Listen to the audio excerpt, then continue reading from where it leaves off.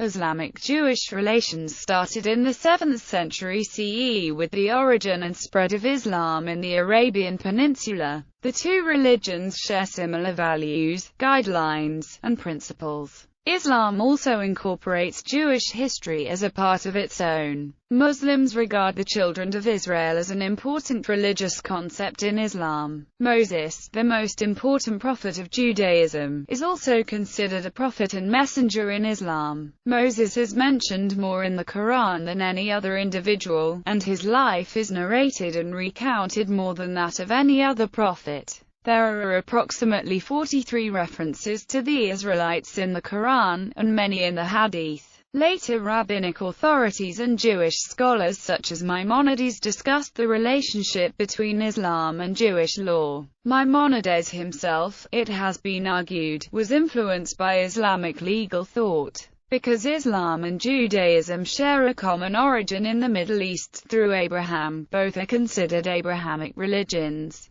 There are many shared aspects between Judaism and Islam. Islam was strongly influenced by Judaism in its fundamental religious outlook, structure, jurisprudence and practice. Because of this similarity, as well as through the influence of Muslim culture and philosophy on the Jewish community within the Islamic world, there has been considerable and continued physical, theological, and political overlap between the two faiths in the subsequent 1,400 years. Religious figures. The term Semitic is due to the legendary derivation of the peoples so-called from Shem, son of Noah. Hebraic and Arabian peoples are generally classified as Semitic, a concept derived from biblical accounts of the origins of the cultures known to the ancient Hebrews. Those closest to them in culture and language were generally deemed to be descended from their forefather Shem, one of the sons of Noah. Enemies were often said to be descendants of his cursed nephew Canaan, grandson of Noah, son of Ham. Modern historians confirm the affinity of ancient Hebrews and Arabs based on characteristics that are usually transmitted from parent to child, such as genes and habits, with the most well-studied criterion being language.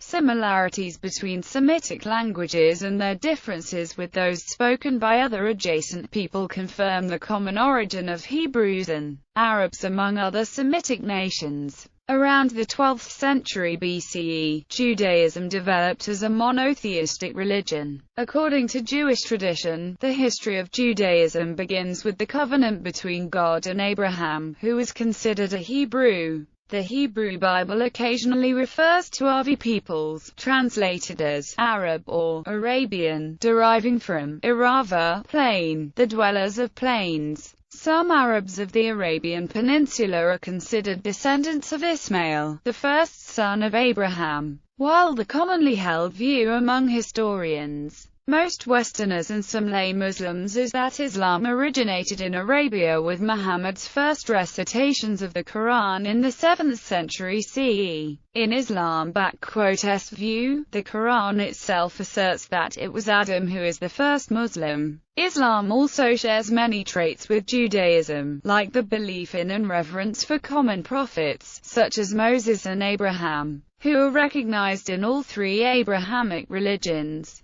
Ibrahim, Abraham, Judaism and Islam are known as Abrahamic religions. The first Abrahamic religion was Judaism as practiced in the wilderness of the Sinai Peninsula subsequent to the exodus of the Hebrews from Egypt and continuing as the Hebrews entered the land of Canaan to conquer and settle it. The kingdom eventually split into the kingdoms of Israel and Judah prior to the Babylonian exile, at the beginning of the first millennium CE. The firstborn son of Abraham, Ishmael, is considered by Muslims to be the father of the Arabs. Abraham's second son Isaac is called father of the Hebrews. In Islamic tradition, Isaac is viewed as the grandfather of all Israelites and the promised son of Ibrahim from his barren wife Sarah. In the Hadith, Muhammad says that some 40,000 prophets and messengers came from Abraham's seed, most of these being from Isaac, and that the last one in this line was Jesus.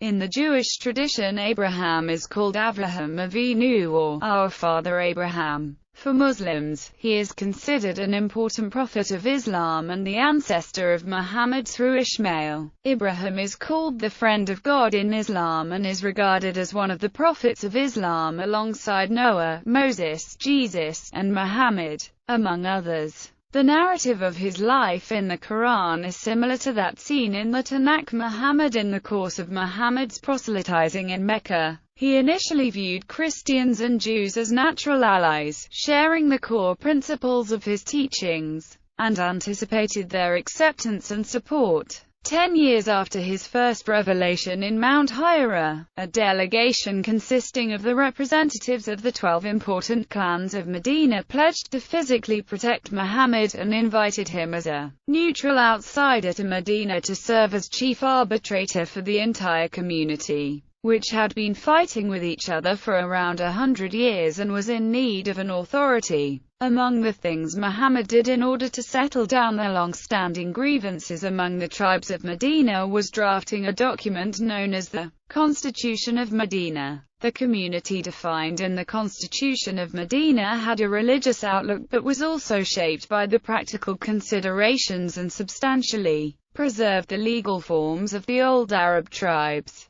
Muhammad also adopted some features of the Jewish worship and customs such as fasting on the Yom Kippur Day. According to Alfred Welch, the Jewish practice of having 3 daily prayer rituals appears to have been a factor in the introduction of the Islamic midday prayer, but that Muhammad's adoption of facing north towards Qibla when performing the daily prayers, however, was also practiced among other groups in Arabia. Many Medinans converted to the faith of the Meccan immigrants, particularly pagan and polytheist tribes, but there were fewer Jewish converts. The Jews rejected Muhammad's claim to prophethood, and further argued that some passages in the Quran contradicted with the Torah. Their opposition was due to political as well as religious reasons, as many Jews in Medina had close links with Abdallah ibn Ubay, who was partial to the Jews and would have been Medina's prince if not for Muhammad's arrival. Mark Cohen adds that Muhammad appeared centuries after the cessation of biblical prophecy, and couched his message in a verbiage foreign to Judaism, both in its format and rhetoric. Maimonides, a Jewish scholar, referred to Muhammad as a false prophet. Moreover, Maimonides asserted that Muhammad's claim to prophethood was in itself what disqualified him, because it contradicted the prophecy of Moses, the Torah and the oral tradition. His argument further asserted that Muhammad being illiterate also disqualified him from being a prophet. In the Constitution of Medina, Jews were given equality to Muslims in exchange for political loyalty and were allowed to practice their own culture and religion. However, as Muhammad encountered opposition from the Jews, Muslims began to adopt a more negative view on the Jews, seeing them as something of a fifth column. Jewish violations of the Constitution of Medina, by aiding the enemies of the community, finally brought on major battles of Badr and Uhud, which resulted in Muslim victories and the exile of the Banu Qaynuqa and Banu Nadir, 2 of the main 3 Jewish tribes from Medina. Other prophets both regard many people as being prophets with exceptions. Both, unlike Christianity, teach Eber, Job, and Joseph were prophets. However, according to one sage in Judaism, the whole story attributed to Job was an allegory and Job never actually existed. Rashi, a Jewish commentator on the Hebrew scriptures, quotes a text dating to 160 CE, which is also quoted in the Talmud on his commentary on Genesis chapter 10 to show that Eber was a prophet.